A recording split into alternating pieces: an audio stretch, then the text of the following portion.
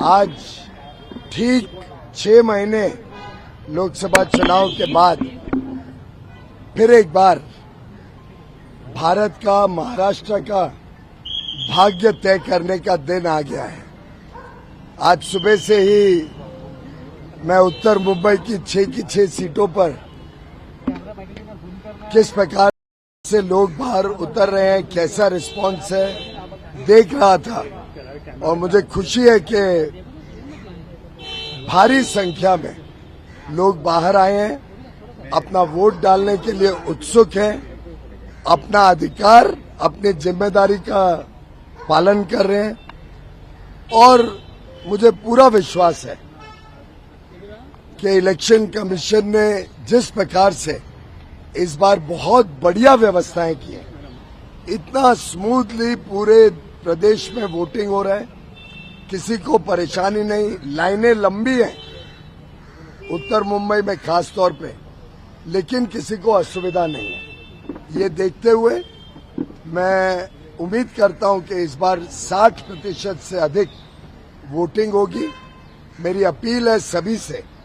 कि सब लोग उतरें। ये वोट मात्र एक वोट नहीं है,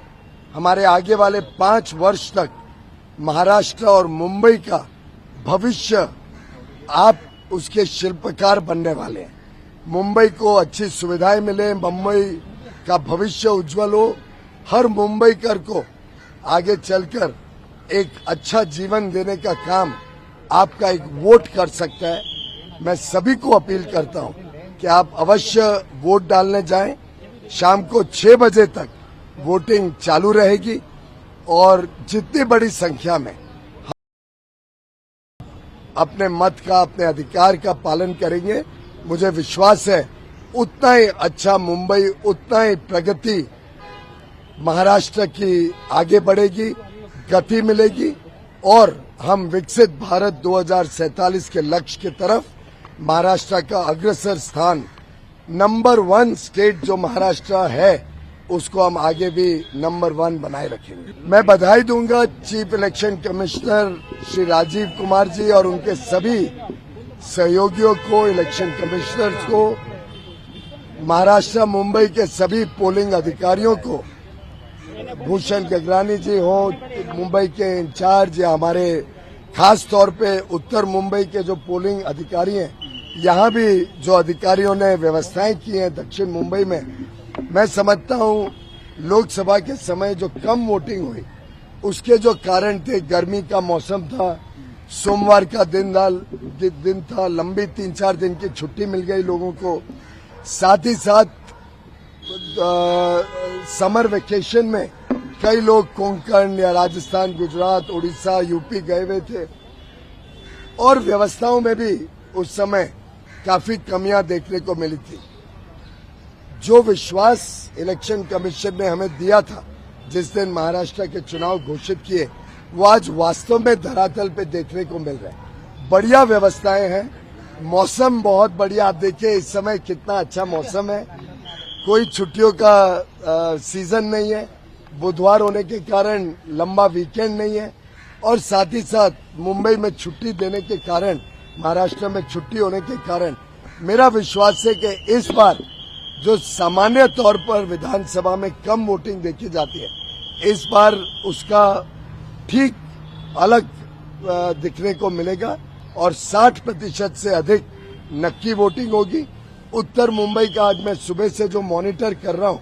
लगभग रिकॉर्ड वोटिंग हो रही है। इतने सुबह सुबह हमने कभी इतनी वोटिंग उत्तर मुंबई में देखी नहीं है। मुझे विश्वास है कि मलाड सहित 6 की 6 उत्तर मुंबई की सीटें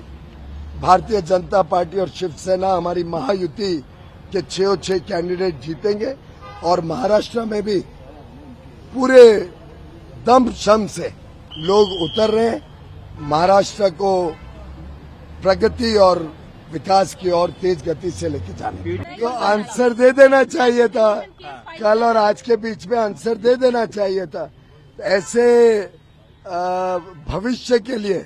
चीजें छोड़ने के बदले अच्छा रहता अगर हाथ की हाथ में चीजें का खुलासा हो जाता। अच्छी बात है, हर एक को अधिकार है, उन्होंने करना चाहिए और अपनी बात कोर्ट के समक्ष रखनी चाहिए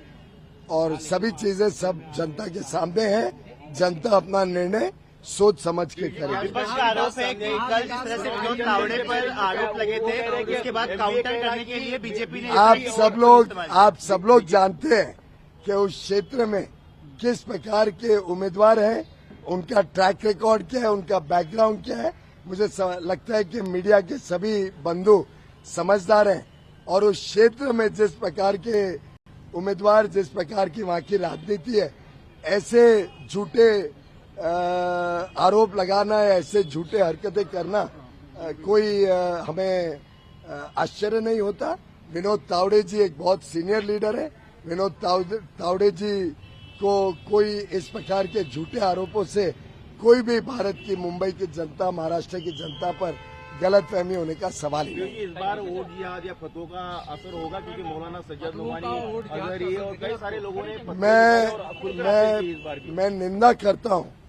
जो भी लोग धर्म के आधार पर या जाति के आधार पर समाज को बांटने की कोशिश करते हैं। मुझे पूरा विश्वास है हर महाराष्ट्रियन बाहर आएगा, अच्छी संख्या में वोट देके मुंह तोड़ जवाब देगा ऐसे ताकतों को जो समाज को धर्म या जाति या भाषा या प्रदेश के आधार पर अन्य बेबुनियाद मुद्दों के आधार पर जो बांटने की कोशिश करते हैं। मैं निंदा करता हूं उन सभी का जो धर्म के आधार पर विशेष एक समुदाय को ही सबको सामने कर वोट डलवाना की कोशिश करते हैं। और मैं ऐसे भी राजनीतिज्ञों का निंदा करता हूं जो ऐसी वोट स्वीकार करने के लिए अनाप शनाप झूठे वादे देते हैं। धन्यवाद।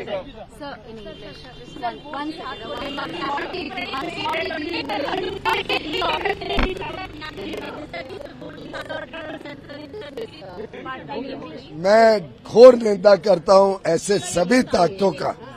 जो धर्म के आधार पर, जाति के आधार पर या भाषा के आधार पर समाज को बांटते हैं। मुझे लगता है महाराष्ट्र की जनता उनको मुंह तोड़ जवाब देगी। इस चुनाव में भारी संख्या में वोट करके ऐसे सभी लोग जो एक धर्म के आधार या एक जाति को अलग करने की, समाज को बांटने की, बंटवारे करने की कोशिश करते हैं, इन सभी राजनीतिज्ञों को महाराष्ट्र की समझदार जनता मुंह तोड़ जवाब देगी। जिस तरीके से कह रही है कि डिफेमेशन केस फाइल किया, पांचों के पांच, मुझे लगता है उन्होंने अवश्य जवाब देना चाहिए था और जो केस करना चाहे उन्होंने अवश्य करना चाहिए और अपनी बात को कोर्ट के समक्ष रखना चाहिए। लेकिन जनता के दरबार में अगर वो प्रश्नों का जवाब दे दिया होता तो शायद महाराष्ट्र की जनता को सैटिस्फैक्शन